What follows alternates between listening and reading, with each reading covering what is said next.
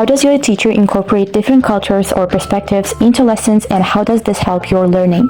My English teacher will divide us into groups, and each group will show the different cultures, traditions, and everything that this culture have. So my English teacher will include this cultural misunderstandings topics like to all lessons, and I think it's very interesting, exciting, and very developing to us, to our students, because by including this cultural perspectives to our studies, we can know these cultures more deeply, and this will really help us to improve our English and improve our cultural understandings with each other, because in our university we have many cultures and we have to how to communicate with each other, and I think these lessons will really improve our this kind of communication skills. Personally, I have never experienced something like that, but I think that our teacher staff are accurate and competent with situations like that. When I was studying at secondary school, I had English learning lessons, and during this course we were in like multicultural class. Like there was Azerbaijan, Uzbeks, Russians, and Kazakhs. So teacher would say some translation, like word translations into their native language, like saying what would be hello in Azerbaijan or Uzbek. So children would be like engaged in the lessons. So usually our teachers incorporate many of other cultures and perspective by giving our group works or self-projects. So for example, last lesson our teacher gave us a big project when you should like provide some examples from other cultures and perspectives where you share your personal opinions or experience with other people's. Teachers in this university incorporates not only English culture but also Kazakh culture and even Russian cultures. It helps us to understand and to see how different cultures maintain in our country. Many cultures and many students who are from another culture. We also have teachers from another culture. They are so friendly with us, and we don't have problems with interacting with each other. For example, I know one teacher. He is international teacher, and he'll use some Kazakh words, for example, "davai" and others, to make a friendly atmosphere with us. What teaching strategies or techniques used by your teacher make the material easier to understand? My teacher uses the techniques like quizzes, games, presentations, and I think it's really good and very understandable for us, because I'm a first-year student, but some kind of projects like group projects are really hard for me, but I'm now getting used to them. But I really appreciate this kind of things like quizzes, games, these group projects. I think they're very helpful, useful for us, and we have to use them in our studying, because we are like future teachers, and we have to know how to use it in the future, because it's really useful for our future job, for our profession. For example, instead of using multiple choice questions, using the open-ended questions to evaluate how student understood the lesson and how did he get the given material. We rarely have situations when we don't understand something at university, but when we were studying at school, teacher would change like approach how to teach or tell us something. For example, if we wouldn't understand what teacher is saying, she would explain it as a video, like turn on the video on the YouTube, or making us to teach each other, like scaffolding, peer teaching, So I like that in our university, all of our teachers use special and unique techniques for themselves. So for example, most of them use technique called recalling the memory by giving the tasks which they find by themselves. For example, you cannot find that task in your textbooks. That's why you should be prepared for that special tasks, and by doing these tasks you recall all the memories that you learned by that lessons. So that's why it's made easier to memorize all the information that you learned. Quizzes and midterms and other exams help us to learn material better. However, I think that it will be in our minds only for a short period of time, because we prepared only for the exam, and we should not explore it later in the future. Many techniques or strategies in our teaching, and our teachers use a lot of strategies. For example, they use PPT presentations or visual aids or videos from YouTube, for example. They can use also quizzes, tests from apps like Kahoot or quizzes. They make to make interest to learning. So I think these methods can help for you. In what ways does your teacher encourage you to participate actively in class? I have my own motivation, and it is the thing that encourages me to actively participate in the classes. But one thing that teacher does is maybe the grades that she gives me for these participations, and this is the one and only thing that encourages me to actively participate in the classes. In the last lesson, the Jeopardy game to make our lesson more interesting, and that was really interesting because we're divided into groups, and it was a team game. So for each right answer we could get a point, like 100 balls, and in the end of the lesson we could get a prize for the highest point. For example, the team gets the highest point and gets a surprise. Students, especially schoolers, may feel uninterested or unmotivated during the class if they will not feel praised or graded. So I think it would be better if teacher would give us some bonus points for being active, or adding it into the syllabus, like participating actively, and maybe praising during the class at the moment when the student is being active, like, wow, Sanya, you're speaking really good. So usually they motivate us by, for example, providing some new motivating presents. So for example, it might be a bonus points or some candies and sweets, and they encourage us to actively participate in class. Our teachers often motivate us and inspire us, as for example, by motivational phrases, you can do it, or you can wait until you will be prepared or you will be ready, and even give us rewards as little hours or prizes to give us more motivation.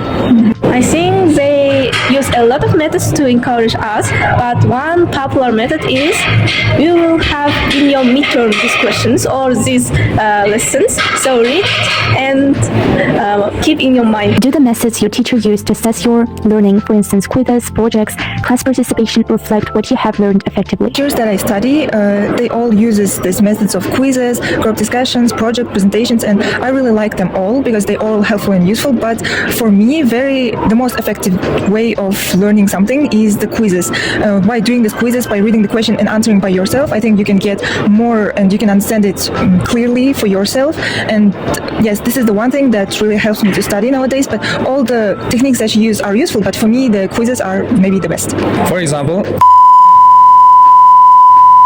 use the technique, I don't know how it's called, but he asks to students to say any number from 1 to 10 and ask randomly in the list of the students, and pick up that one student and ask him to answer to that question. So that's interesting to say.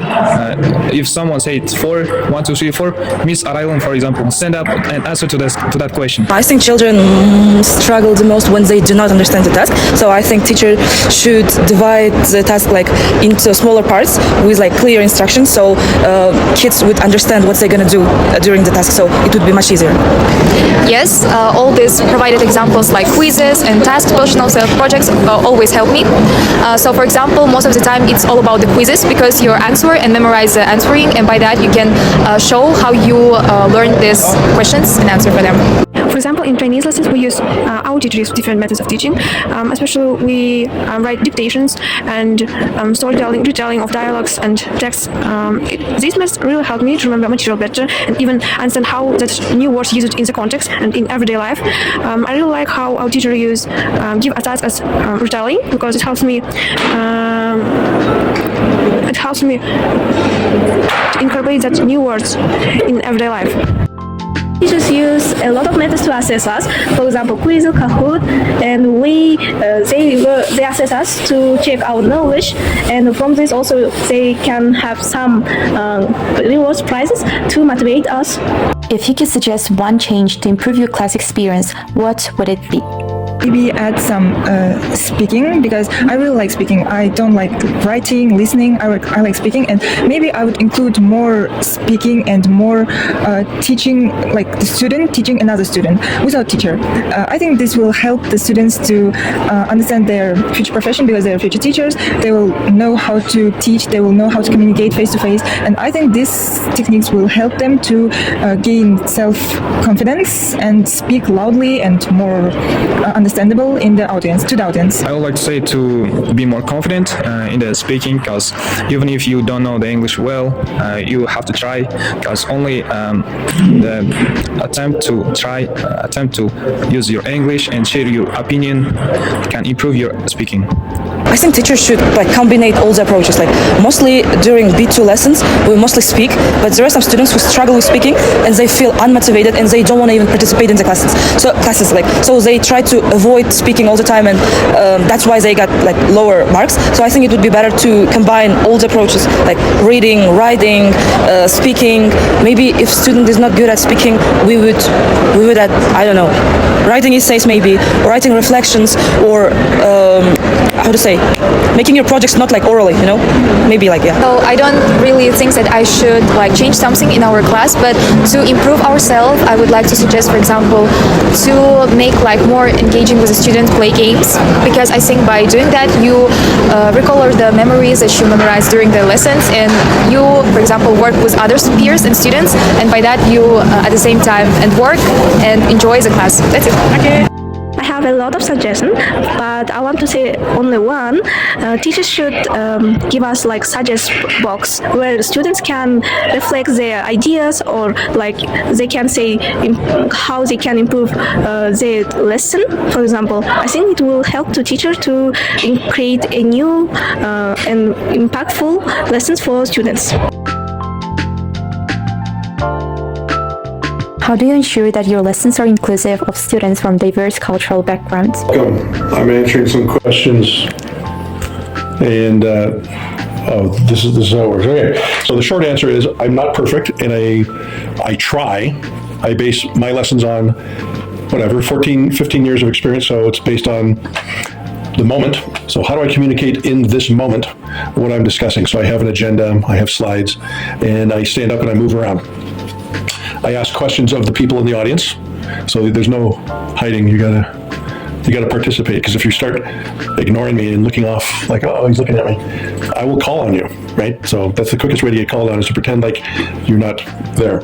So there's in the moment, and then there's later. So I post my slides, and I have to understand that a lot of people are going to be reviewing the material later.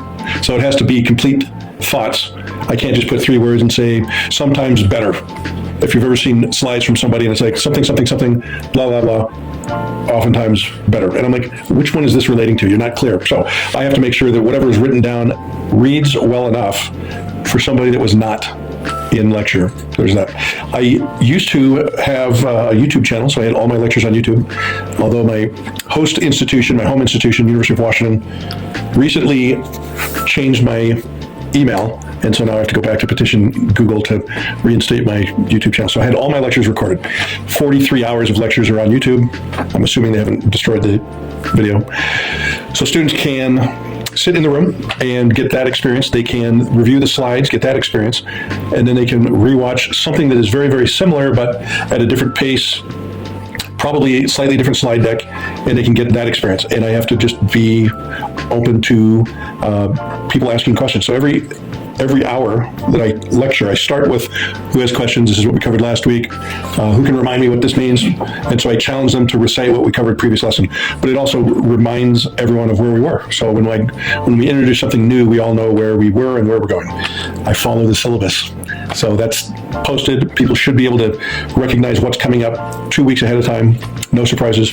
Oh, well, as I'm a representative of another nationality myself, I usually pay a lot of attention to cultural differences. That's why, for example, if I see that there are students in the list of my students in the portal that are of a different nationality, I usually read a bit more about their culture. For example, this semester I have a student coming from Indonesia, and before that I have never had such students, so I didn't really know how to behave with the student and what cultural norms are acceptable for him, and that's why I made Google search in order to find out about this nationality, about the customs, traditions, and so on. So that's why, as regards cultural backgrounds, I usually pay a lot of attention because as I teach here at university, it's a must.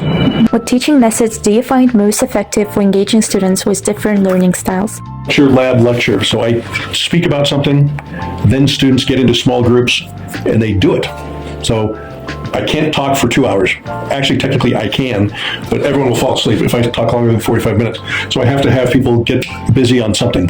So my lessons are data modeling and programming databases. So it's very easy to have a lab every hour. I can have people do something. So I try and get people doing something very quickly. That often is when they discover their questions, like, what does this mean? Or how come I can't connect to that? How come I'm getting this error?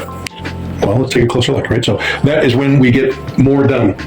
Well, I can't say that there's the most effective or beneficial method for students. So rather, I usually use an eclectic approach in my teaching. So what it means, eclectic approach is an approach in which you combine different methods of teaching. So for example, I can use sometimes even grammar translation method. Of course, not in all my lessons, but in some of them. Then I frequently use communicative approach. I integrate technology in my lessons. Also, game-based learning, task-based learning. So I use all the approaches that I know. I just mix them up so that the lessons become more engaging for students. And I also try to satisfy all learning styles. For example, we have visual learners, auditory learners, kinesthetic learners. So I try to make tasks different for them. So for the first part of the lesson, I may use, for example, grammar translation to some extent, because, for example, currently we're talking about the second and the third conditional, and for some students, this topic is a little bit difficult. As a result, I use this method with Russian translation, but then I include communicative activities so that they can practice and develop their speaking skills. Because if I focus purely on one teaching method, then unfortunately it will not be good. How do you create a classroom environment that encourages active participation? Oh, I have goofy slides. Right? I have pictures of cats. I have literal and figurative pictures. I try to have goofy slides, relatively goofy slides. And so I always have an agenda. We know what's coming. I have cartoons and whatnot. But I maintain consistency when I'm in this topic. I try and be very precise. I post study questions every single day. Mm-hmm. So if somebody's reviewing this for the first time, all they need to know is that there's 9, 3, 6, 7, 8. These are the questions they need to be familiar with, either by their own research on the internet, some textbook, talking to classmates, or something, right? Those are the questions that are going to appear on the quizzes and the midterm. And then we have a goofy slide. Oh, hey, now we're going to do a review, right? What do we mean by this? This is what we covered the lesson previous, right? Then if we have questions, then I have like goofy slides, and I say, hey, this is my brother. Everybody look at my brother. Okay. And I need them to remember this, so we may spend a little bit of time. This is this systems development life cycle, but I try to be very methodical. This is what we have to know. Then I pound through each one. But hey, yeah, we're all asleep. Let's go take a break, right? Whatever. Then we're gonna get into maintenance. So troubleshooting or recovery, disaster recovery. So then, whatever. I've got some slides I want people to do. But I approach a lecture with the idea that there's going to be the people in the room listening to me. And then sometime in the next half week, everybody's going to be reviewing the slide deck. And both need to pop. Both need to make sense, okay? I'm kind of preparing versions of me for how to get the material. Well, I usually give my students a chance to say whatever they want. I do not put any limits. Of course, when there is something bad, for example, they use vague language, of course, I tell them not to do so, but I usually make a comfortable atmosphere in my lesson. Sometimes I play gentle music on the background that is from Suggestopedia. Sometimes I let them discuss something in groups, in pairs. Also, I know that there are some shy students in my groups, but they also need to express themselves. And in this way, for example, I can create Padlet. In this application, students will need to type their answers on their phones, and then they will need to post them.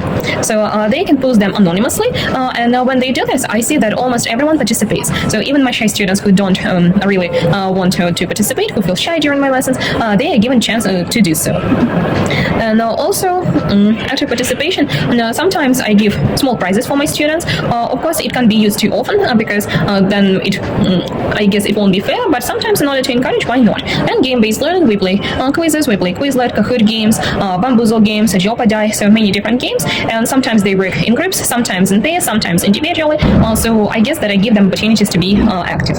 What types of feedback do you provide to help students improve their performance? Oh, I give, I don't have it, do I have it in here? So I grade everything, right? I'll provide excellent, I'll circle where the mistakes are. Yeah, I can go pretty quick reading code.